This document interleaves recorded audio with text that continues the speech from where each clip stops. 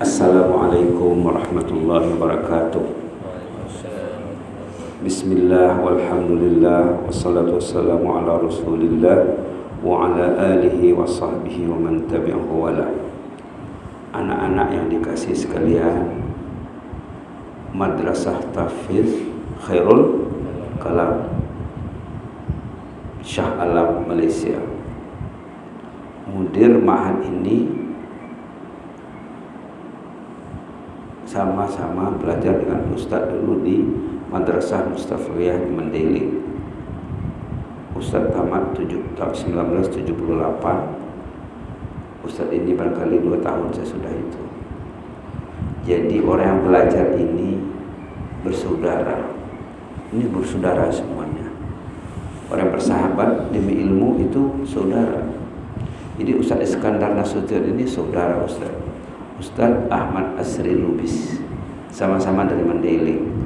Ustaz itu Nasution, Ustaz ini Lubis. Oke ya. Ustaz nak cerita, tadi dibaca surah Yasin. Berapa ayat?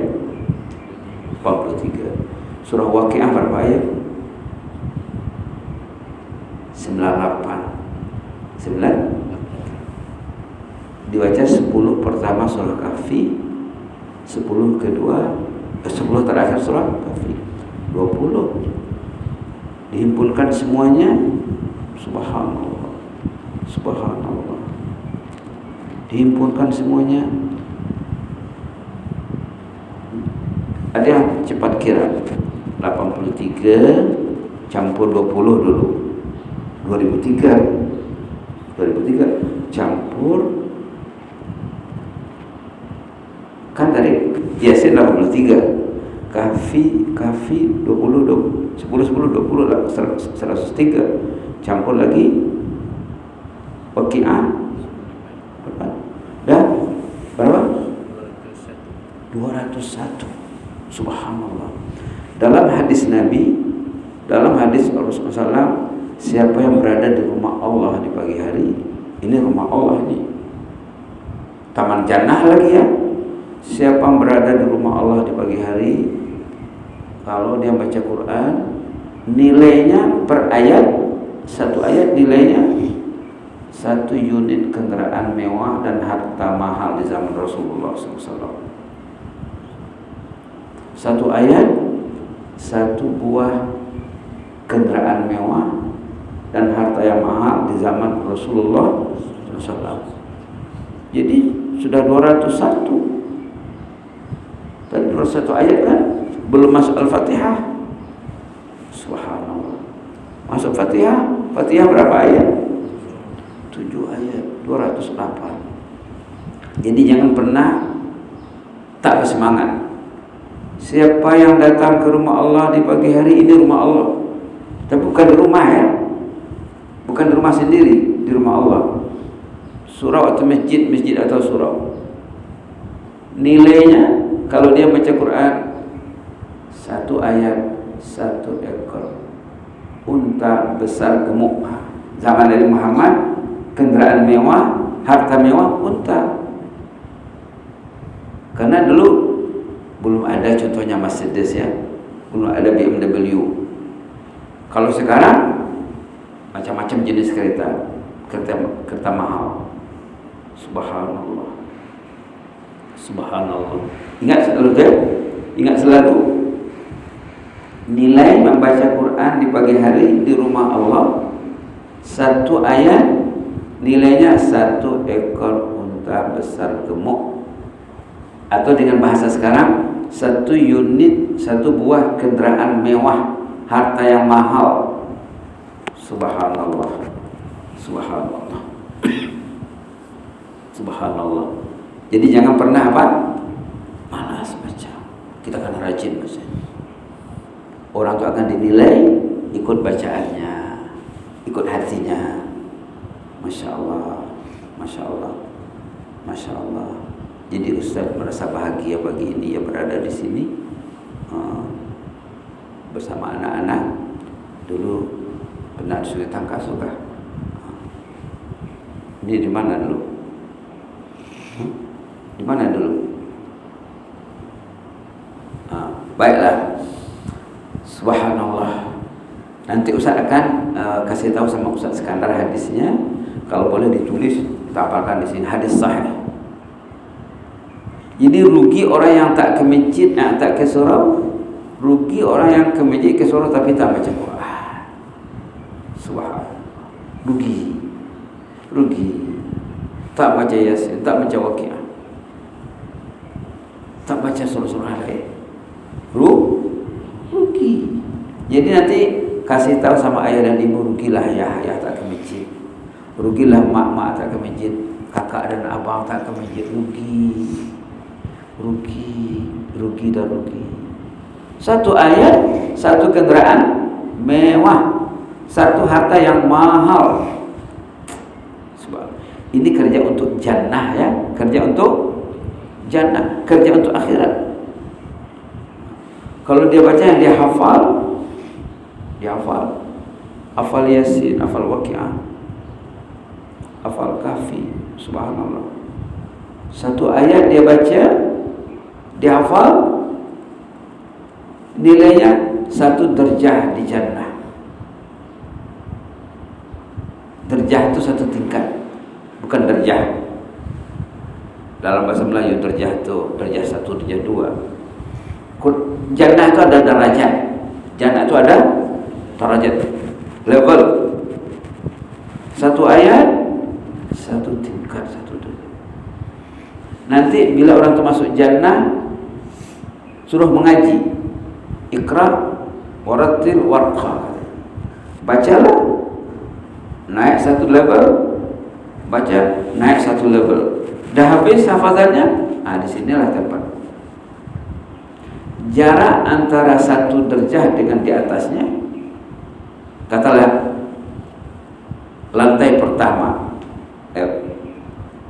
first floor kalau di hotel ya, second floor, third floor.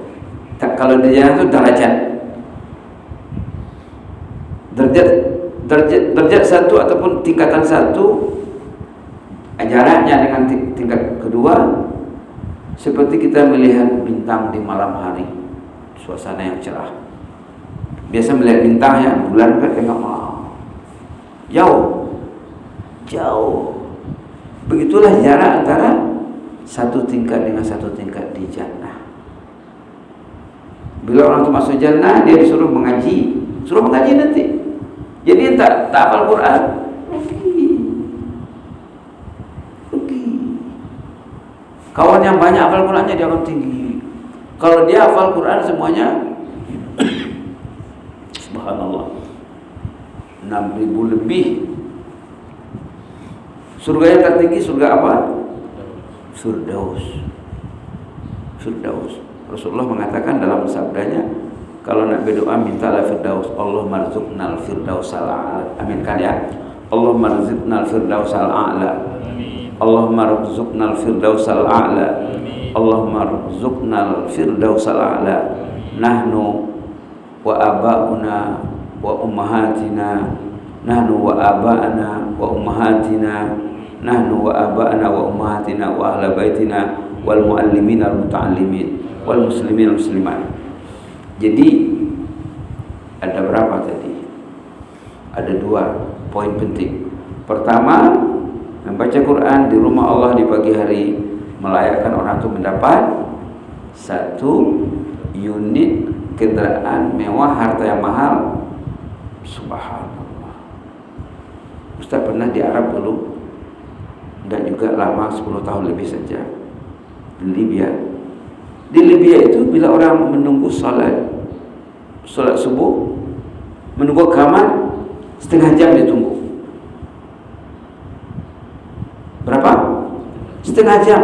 Semua baca Quran. Padahal di sana sama juga dengan di sini, matahari terbit itu cepat. Kalau di Brunei lebih awal, lebih awal. Kalau di sini sholat contohnya jam berapa? Catatan 5.50 contohnya ya.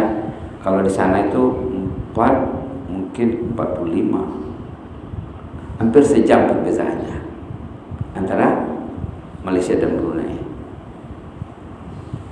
Di Libya sama dengan Malaysia, kira-kira lah ya. Kalau hari ini contohnya azan jam 5.50, di sana pun begitu juga. Namun demikian mereka masih tunggu untuk kamat selama setengah jam untuk merebut unta yang banyak tadi, kendaraan yang banyak tadi. Semua pegang Quran, baca Quran. Semua pegang Quran, baca Quran. Semua pegang Quran. Tidak memegang handphone. Orang kita kadang-kadang pergi masjid pegang handphone.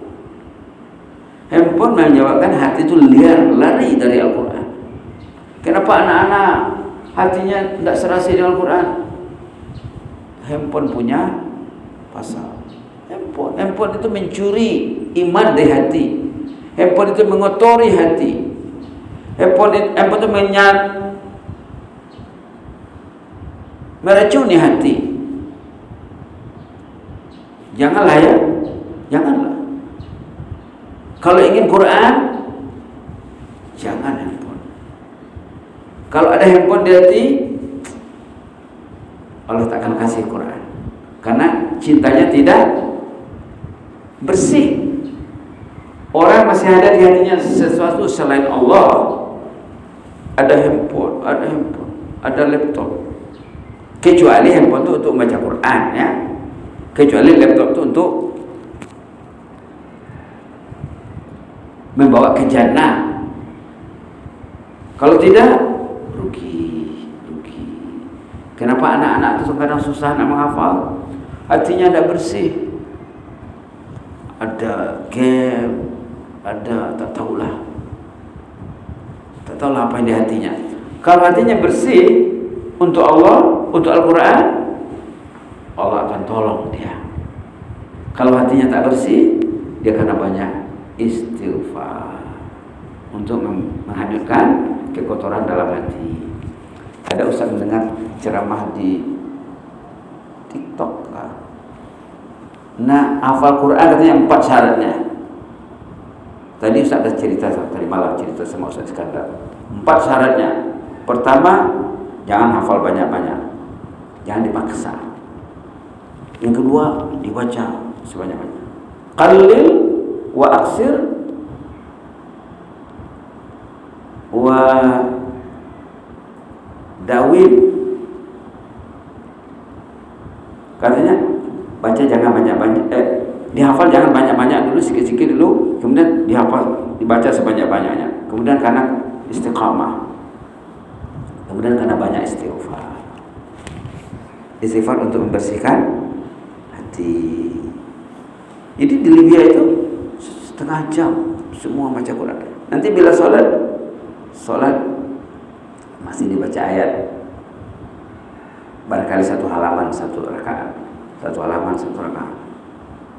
Tadi yang mulia mudir ma'had, mudir madrasah, surah apa dibacanya?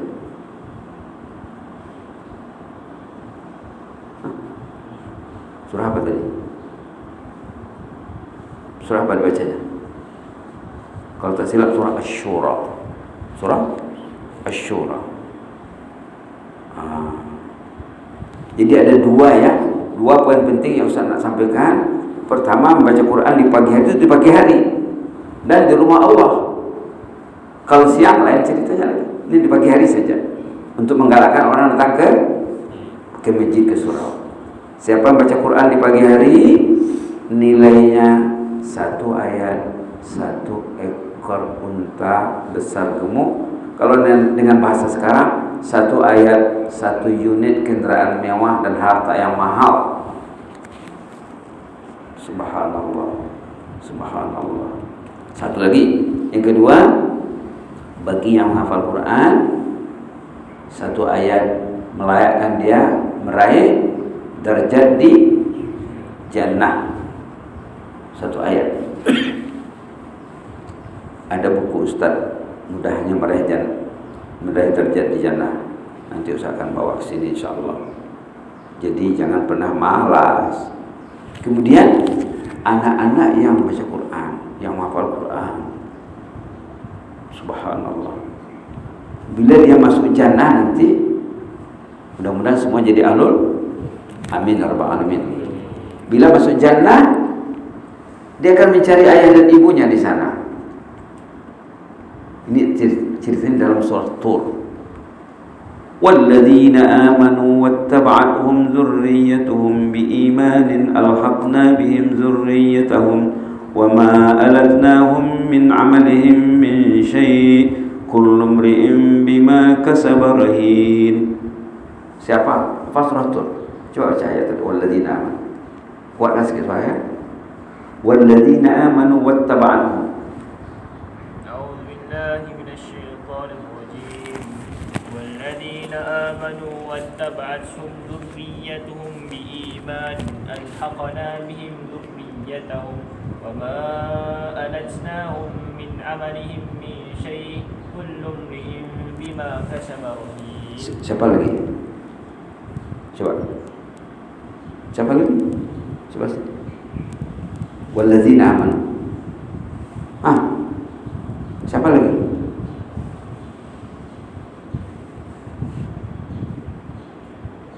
Kuatkan sedikit. Siapa lagi? Ini siapa lagi?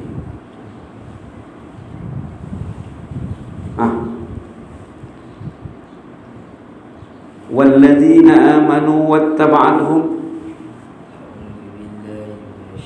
Kuatkan suara ya. Walladzina amanu wattaba'athum zurriyyatuhum biimanin alhaqna bihim zurriyyatahum wama alatnahum min amalihim min syai' kullu imrin bima kasaba.